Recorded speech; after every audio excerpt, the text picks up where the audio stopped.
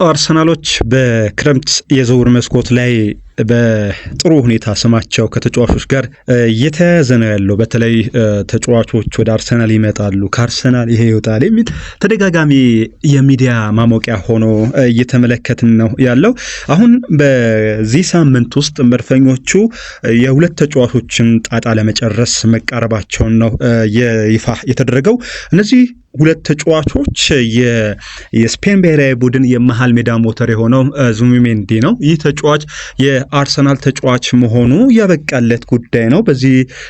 በዚህ ሳምንት ማለት ነው ይፋ ያደርጋል። አርሰናል ንብረት መሆኑን ይፋ ይደረጋል። ሌላኛው ኬፓ አሪዛባላጋ የቀድሞ የቼልሲ ተጫዋች ነው። ይህን ተጫዋች ደግሞ በ5 ሚሊዮን ፓውንድ አርሰናሎች ማምጣታቸው እውን ሆኗል። የዚህም ተጫዋች ጉዳይ በቅርብ ቀን ነው የሚጠናቀቀው። ሌላ አርሰናል ቤት ውስጥ ሌላ እንደ በጎ የሚነሳው የጋብሪኤል ማርቲኔሊ ጉዳይ ነው። ጋብሪኤል ማርቲኔሊ በአርሰናል ደስተኛ መሆኑ፣ በአርሰናል ቤት ውስጥ እጅግ ጥሩ ጊዜን እያሳለፈ እንደሆነ፣ ከአርሰናል መልቀቅ እንደማይፈልግ ጠቆም አድርጓል።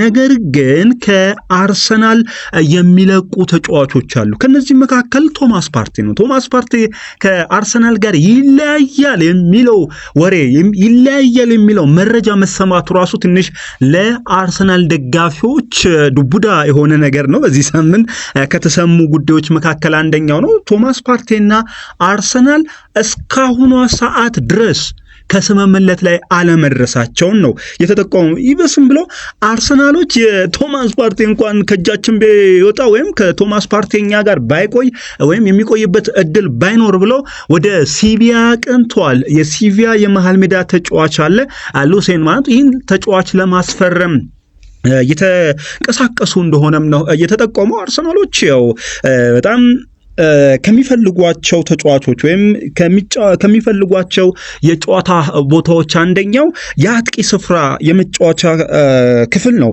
ከአጥቂ ጋር በተያያዘ በዚህ ክረምት ከተጀመረ ጀምሮ ሁለትን የተከፈተው ለአርሰናል አጠቃላይ በዝውውር መስኮቱ ማለት ነው ከክለቦች ዓለም ዋንጫ ጋር በተያያዘ ቀደም ተብሎ ተከፍተዋል። እንዲሁም ከሳምንት በፊት ለሁለተኛ ዙር ተከፍተዋል።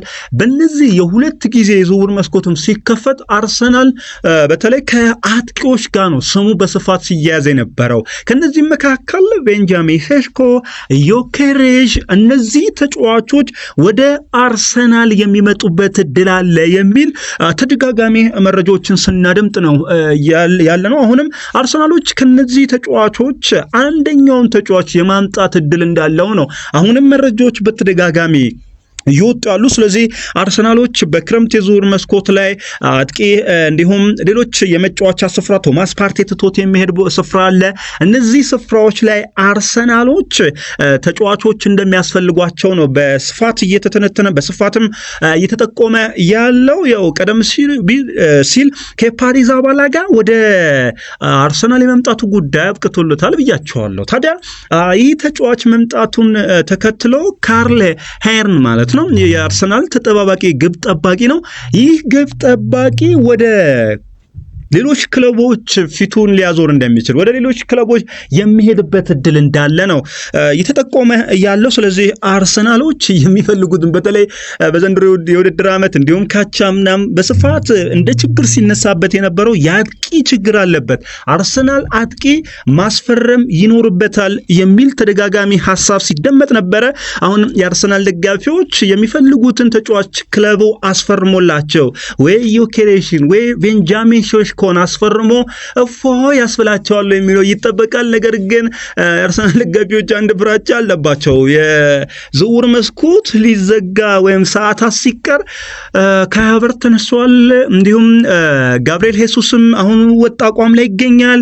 ስለዚህ አጥቂ ምን ያስፈልገናል የሚል ወሬ ከአርሰናል በኩል እንዳናደምጥ ስጋት ውስጥም ወድቀናል የሚሉ በርካታ አርሰናል ደጋፊዎችንም እያደመጥን እንገኛለን። ስለዚህ አርሰናሎች በቀጣይ በዝውውር ቀናቶች ላይ አጥቂ የማስፈረም ግዴታ ውስጥ ወጥቋል። እንዲህ እንደማይሉም እንጠብቃለን። አርሰናልን ካነሳን አይቀር ደግሞ ወደ ማንቸስተር ዩናይትድ ቤት እናገና። ማንቸስተር ዩናይትዶች በተለይ ከማቲያስ ኩኛ በመቀጠል ሁለተኛ ተጫዋች ማን ይሆናል የሚለው ጉዳይ እስካሁን አልታወቀም።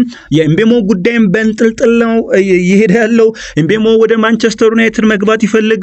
ክለቡ 60 ሚሊዮን ፓውንድ የመክፈል ደግሞ አቅም እንደሌለው ይገልጻል።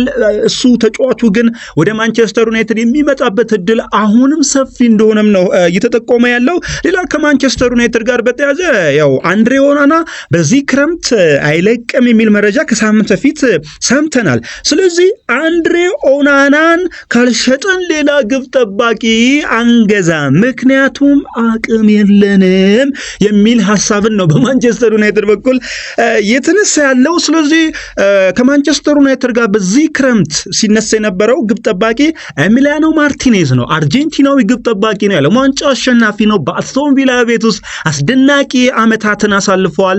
ይህ ግብ ጠባቂ አሁንም በማንቸስተር ዩናይትድ ልቡ መማረኩ፣ ማንቸስተር ዩናይትድ የመግባት ፍላጎት እንዳለው ነው እየተጠቆመ ያለው። እሱ በርካታ የሳውዲ አረቢያ ክለቦች እያደኑት እየፈለጉት ይገኛሉ።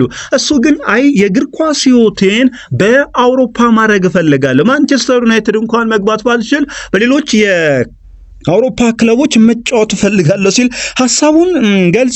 ሌላ ከማንቸስተር ዩናይትድ ጋር በተያያዘ የሚነሳው የአሌሃንደር ጋርናቾ ጉዳይ ነው። ሩበን አሞሪምና አሌሃንደር ጋርናቾ ቁርሾ ውስጥ ገብተዋል፣ ተጣልተዋል። ምንም የሚነገራችሁ ነገር የለም። እሱ እንዲወጣ ይፈልጋሉ ማንቸስተር ዩናይትዶች። በሱ ደግሞ ሽጠው በሚያገኙት ገንዘብ ሌሎች ተጫዋቾችን ማስፈረም ይፈልጋሉ። ለዚህም አሌሃንደር ጋርናቾን የሚፈልግ የትኛውም ክለብ 70 ሚሊዮን ፓውንድ በማንቸስተር ዩናይትድ ካዝና ላይ ማስገባት እንዳለበትም ነው ክለቡ የጠቆመው። ስለዚህ ማንቸስተር ዩናይትዶች ይህንን ሂሳብ አቅርበዋል። ይህን ተጫዋች በተለይ ከሚፈልጉ ክለቦች መካከል አንደኛው የኤሪክ ቴናግ የቀድሞ አሰልጣኙ ማለት ነው፣ ያወረሱትም የቀድሞ አሰልጣኙ ኤሪክ ቴናግ በባየር ሊቨርኩሰን ስራቸውን እየሰሩ ይገኛሉ። ይህን ተጫዋች ለማስፈረም አሁን ማንቸስተር ዩናይትድ የጠየቀው 70 ሚሊዮን ፓውንድ ከባድ ዳገት እንደሆነባቸው ነው ቢልድ ያስነበበ ያለው። ስለዚህ በቀጣይ አሌሃንደር ጋርናቾን ደፍሮ ማን ሊወስደው ይችላል? ይህን ተጫዋች የማስፈረም እድል ለማን ይሆናል? ከሩበን አሞሪም ጋር አስታርቋቸው ይቆያል ወይስ ትቷቸው ይሄዳል የሚለው እጅግ የሚያነጋግር ጉዳይ ነው። በዚህ ወቅት ላይ ከወጡ ሁነቶች መካከል አንደኛው ይሄ ነው። ወደ ቀዮቹ ሊቨርፑል ቤት ስናቀና ደግሞ ሊቨርፑሎች ዳርዊን ኑኔዝን ለመሸጥ ያው ወስነዋል ብያቸዋለሁ ከዚህ ቀደም። ሊቨርፑሎች ዳርዊን ኑኔዝን ሸጠው በሚያገኙት ገንዘብ የኒውካስል ዩናይትዱን አሌክሳንደር ኢሳቅን ለማስፈረም እንደሚፈልጉም ነው የተጠቆሙ። ይህን ተጫዋች ኒውካስል ዩናይትዶች የለጠፉበት ዋጋ 120 ሚሊዮን ዩሮ ነው። ኒውካስል ዩናይትድ አሌክሳንደር ኢሳቅን ለመሸጥ የወሰነው። ስለዚህ ሊቨርፑሎች የኑኔዝን በሚያገኙት ሽያጭ እንዲሁም ጨምረው አሌክሳንደር ኢሳቅን በዚህ የክረምት የዝውውር መስኮት ላይ ያስፈርሙታል ወይ? የቀያዮቹን የእንግሊዝ ፕሪሚየር ሊግ ለ20ኛ ጊዜ ያሸነፉትን ቡድን ይቀላቀላል ወይ? ይህ ስዊድናዊ በዘር ሐረጉ ኤርትራዊ ተጫዋች አሌክሳንደር ኢሳቅ የሚለውም ይጠበቃል። የሱም ፍላጎት በቀጣይ ቀናቶች የሚጠበቅ ሁነት ነው። ስለዚህ አሁን ሊቨርፑሎች ዳርዊን ኑኔዝን የመሸጥ ግዴታ ውስጥ ገብቷል። ስለዚህ ዳርዊን ኑኔዝን ሽጠው ይህ ተጫዋችን አሌክሳንደር ኢሳቅን ማለት ነው የሚያሰሩበት እድል ይኖራሉ የሚለው እጅግ ተጠባቂ ሁነት ነው። ሌላ እዚሁ አሁን በዚህ ሰዓት ከወጡ መረጃዎች መካከል ማንቸስተር ዩናይትድን በተመለከተ አንድ መረጃ ወጥቷል። ከማውንት ጋር በተያዘ ማውንት ያው ማቲያስ ኩኛ መጥቶበታል። ማቲያስ ኩኛ ከመጣ ደግሞ ማንቸስተር ዩናይትድ ሩበን አሞሪም እድሉን የሚሰጡት ለማቲያስ ኩኛ ነው። ታዲያ ማንቸስተር ዩናይትዶች እዚህ ሆኖ ግልጋሎት ከማይሰጠን ቢሸጥ ይሻላል በማለት ወስነዋል የሚል መረጃ ወጥቷል። እሱ ግን በማንቸስተር ዩናይትድ በመቆየት አቋሙን ማሳየት ይፈልጋል፣ ቦታውን ማስከበር ይፈልጋል። እንደሚታወሰው ከቼልሲ በ57.9 ሚሊዮን ፓውንድ ወደ ማንቸስተር ዩናይትድ ከመጣ በኋላ በአጠቃላይ ከ40 በላይ ጨዋታዎችን አድርጎ 4 ጎሎችን ያስቆጠረው።